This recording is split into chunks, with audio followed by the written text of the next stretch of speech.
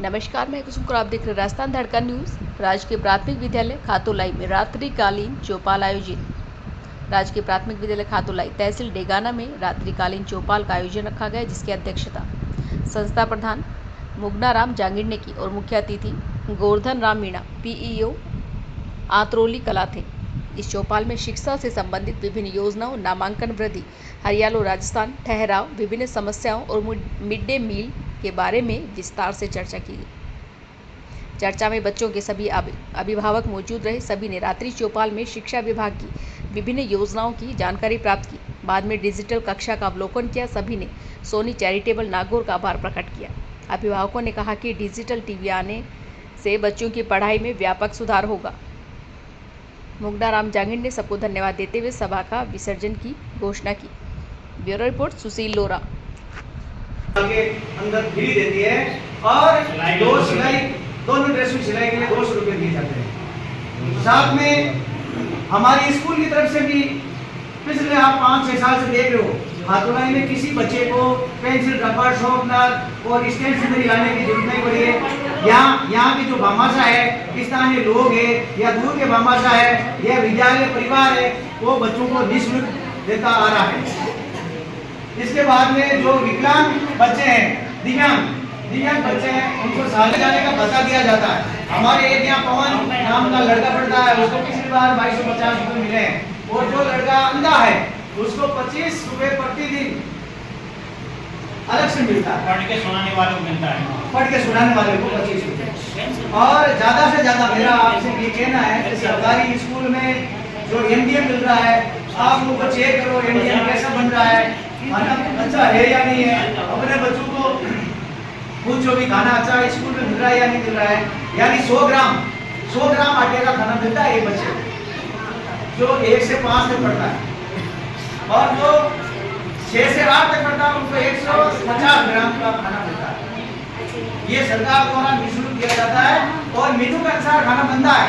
जैसे सोमवार को सब्जी रोटी, मंगलवार को दाल चावल, बुधवार को दाल रोटी, गुरुवार को खिचड़ी और शुक्रवार को दाल रोटी और शनिवार को सब्जी रोटी मिलती है। ये एमडीएम का मेनू है, इसके अनुसार खाना बनता है।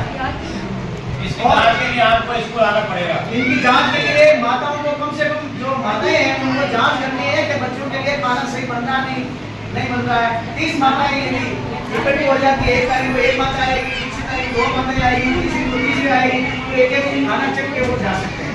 खाना चखने के लिए आपको सरकार द्वारा आप अनुग्रहित है, यानी सरकार द्वारा आपको निमंत्रण दिया जाता है। जो एक माता को खाना रोज यानी चखना चाहिए।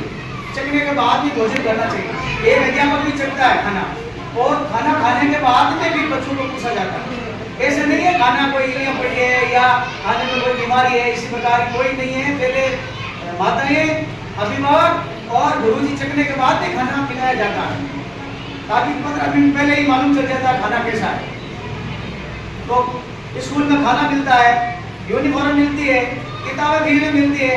फिर क्यों फालतू प्राइवेट स्कूल में आप बच्चों को भेजते हो? स्कूल में पढ़ने वाला कोई बच्चा नौकरी नहीं लगा है। जो भी नौकर बना है, चाहे वो चपरासी से लेके जिला कलेक्टर, वो भी सरकारी स्कूल का ही टीचर, ये भी सरकारी स्कूल का ही बच्चा नौकरी लगा है। बाकी वो प्राइवेट स्कूल का नहीं लगा। उनको तो बहुत बोलता राम राम रटा के उसका तो दिमाग ही छोटा कर दिया जाता है। प्राइवेट स्कूल में रटाते बहुत है। आप जैसे ज्यादा आंच देते हो, खाना बनाते हो, और रोटी यदि ज्यादा आंच से जल जाती है, और धीरे धीरे यदि आंच दोगे तो रोटी ऊपर से बढ़िया खाना होगरो है जो बढ़िया है। और यदि ज्यादा आंच लगा दे तो होगरो बढ़िया बने। मारो एक ही कहना है कि सरकारी स्कूल में जो भी जैसे आप खाना बनाते हो, उसी प्रकार के बच्चे को धीरे धीरे तैयार किया जाता है। वो 20 साल का हो जाएगा तो एक ले जाएगा कि एक महीना वाला नहीं ले जा सकता एक महीना। तो सरकारी स्कूल में सारी चीजें धीरे धीरे सिखाई जाती है। साथ में जो अध्यापक होते हैं वो 5-5 साल तक, 10-10 साल तक तैयारी करते हैं। जब अध्यापकों का चयन होता है प्राइवेट स्कूल में 5000 मासा पूरी